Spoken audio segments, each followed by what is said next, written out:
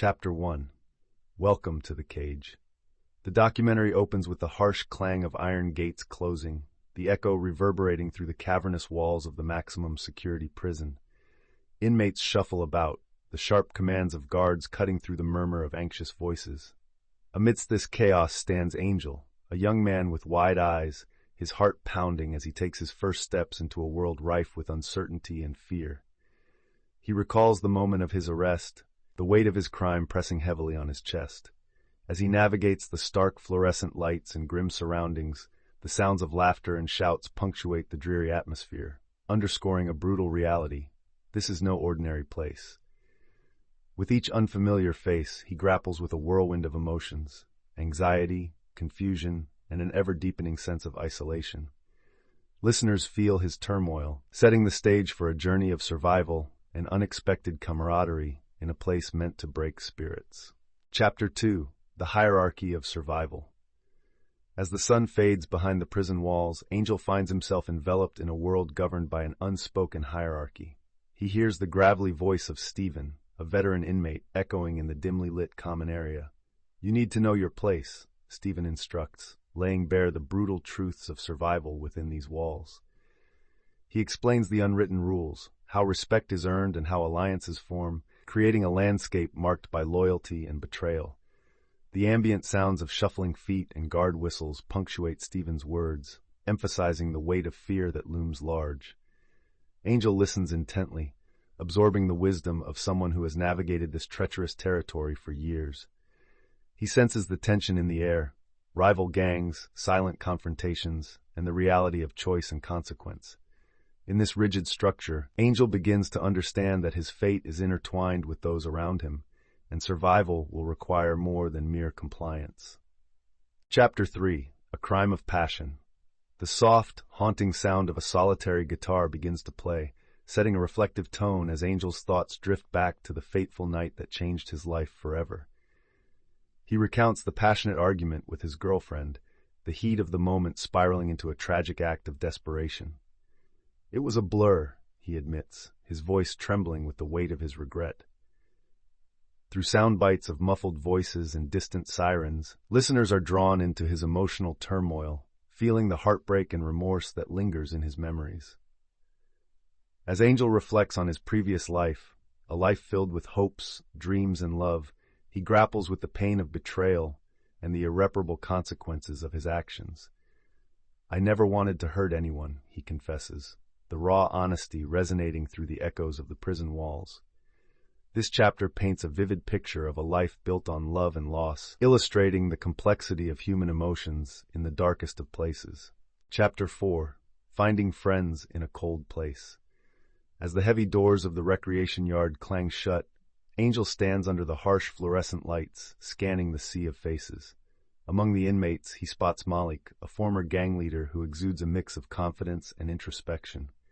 Their initial conversation is cautious but layered with understanding, as both men share their stories of loss and regret. Soon after, Sarah joins them, her soft voice contrasting the hard atmosphere. She speaks of her children, the weight of her mistakes, and her desire for redemption. Laughter erupts as they recount lighter moments from their past lives, weaving a bond in this cold environment. The sounds of basketballs bouncing and distant shouts fill the air, but the warmth of their connection pierces through the prison's sterility. In this unlikely friendship, Angel discovers a glimmer of hope, a reminder that even amidst despair, human connection can bloom like flowers through concrete. Chapter 5. Daily Struggles. The rhythmic clang of metal trays echoes through the mess hall, mingling with the subdued chatter of inmates. As Angel sits down for his first meal, he is struck by the overwhelming sense of isolation despite being surrounded by others. The soundscape captures the scraping of plastic utensils against hard surfaces, punctuated by distant shouts and the drone of guards monitoring the room. Each day blends into the next, marked by monotonous routines and the struggle to find moments of peace. Conversations ebb and flow, revealing snippets of lost dreams and fractured hopes. Angel listens as Malik recounts a gang-related confrontation from his past, while Sarah shares a poignant story of a missed birthday with her children. The somber atmosphere weighs heavy, Yet within these shared experiences lies a flicker of resilience. Laughter occasionally breaks through the gloom, a reminder that even in despair, human connection can offer solace as they navigate their daily battles behind bars. Chapter 6. The Weight of Regret. In a dimly lit corner of the common area, Sarah shares her poignant story, a tale woven with remorse and longing. The sound of her voice trembles as she recalls the fateful night that led her to prison, the moment she made a choice that shattered her family. Listeners hear the echoes of distant laughter from children playing outside, reminders of the life she left behind. Her heartfelt admission reveals the overwhelming guilt she carries, filled with regrets over missed birthdays and stolen moments. Ambient sounds of rustling papers create an intimate setting as Sarah reads letters from her children, her voice breaking with emotion. "I wish I could hold them," she confesses, revealing her yearning for redemption and connection.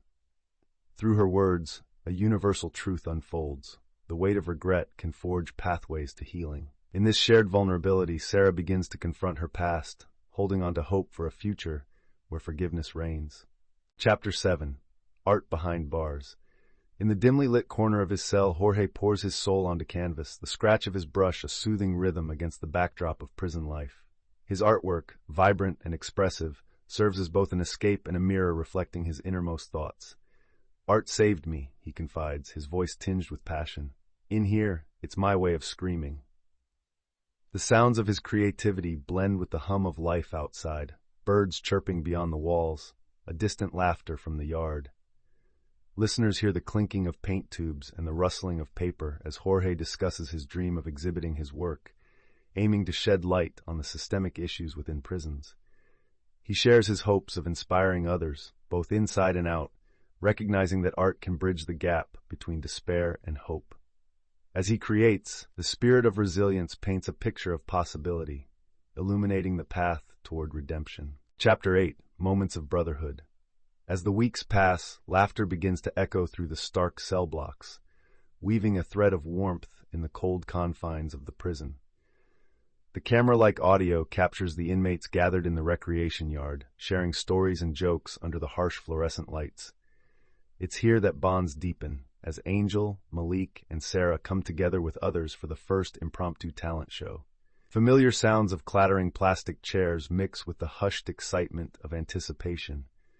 One inmate strums a makeshift guitar, while another recites powerful poetry, words infused with pain, hope, and resilience. The humor and creativity on display contrast sharply with their harsh surroundings, revealing the human spirit's yearning for connection and expression.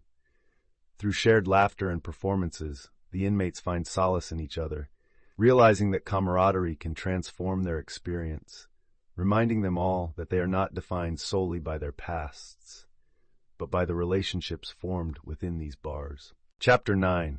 The Power of Mentorship. As the sun's faded light filters through barred windows, Malik steps into the yard, where younger inmates congregate. With a calm authority born from experience, he finds them huddled in a corner, discussing gang allegiances and the shadows of their pasts. Malik shares his own story, how he once ruled the streets, but is now determined to break the cycle of violence. He becomes a mentor, leading discussions that challenge their perceptions of strength and power. The sound of laughter mingles with earnest questions, creating an atmosphere of trust and vulnerability. "Every decision counts," Malik emphasizes, his voice steady against the backdrop of distant shouts and clanging metal.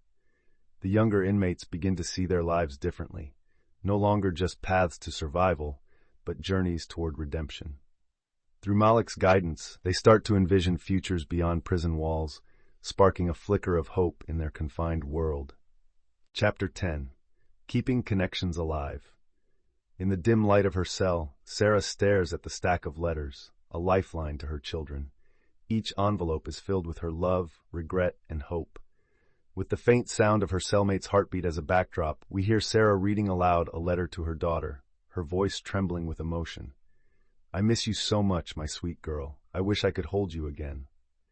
The struggle to connect feels palpable, underscored by the ambient noise of distant laughter echoing through the prison yard, a stark contrast to her isolation. She shares her memories of bedtime stories, baking cookies, and the warmth of family meals, which now seem like fragments of another life. As she writes her latest letter, the sound of pen gliding across paper fills the air, the only trace of a mother's love reaching out through the steel bars that separate them. In these moments, hope flickers, an enduring bond that neither time nor walls can sever. Top Chapter 11. Healing and Growth. As the inmates gather in the dimly lit common room, the atmosphere shifts to one of introspection and vulnerability. Soundscapes of faint echoes and the subdued rustle of chairs set the tone. A group therapy session begins, led by a compassionate counselor who encourages sharing their experiences. One by one, inmates voice their challenges, regrets, and aspirations for change. Malik speaks about his journey from gang leader to mentor, revealing the weight of his past decisions. Sarah wipes away tears as she shares her longing to be a better mother, hoping her children will one day forgive her. Jorge describes how creating art has offered him solace and a sense of purpose amidst despair. The sound of heartfelt confessions fills the air, punctuated by the occasional comforting silence, allowing moments of reflection. Together, they discover the healing power of vulnerability, forging deeper bonds as they navigate the path to redemption through shared pain and hope. Chapter 12. Dreams of Freedom. As the weeks dwindle down, a palpable tension fills the air of the prison. News spreads about release dates, and hope intertwines with anxiety among the inmates. Angel sits on his bunk, staring at the gray walls that have become his fortress and prison.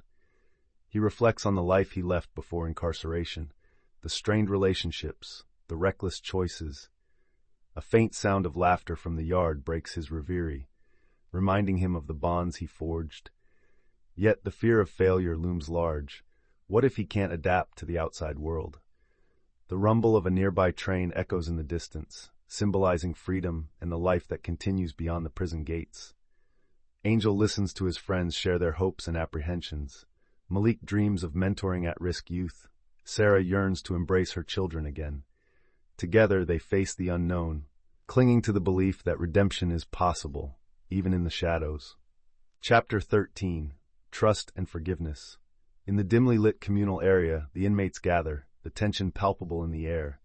Angel sits with Malik, Sarah, and Jorge, each grappling with the heavy weight of their pasts. It's hard to let go, Malik admits, his voice steady but laden with emotion. Forgiving myself feels like an impossible task sometimes. The sound of a ticking clock serves as a reminder of the time slipping away and their impending release. Sarah shares her struggle with guilt, reflecting on the pain her choices inflicted on her children. I've hurt them, and that's something I have to live with, she says, her voice breaking. Jorge, with paint-stained hands, softly adds, forgiveness doesn't erase the past, but it frees us to move forward. As they speak, heartfelt confessions intertwine with ambient echoes of the prison, creating a poignant moment of connection. Together, they explore the possibility of healing, embracing the fragile hope of starting anew.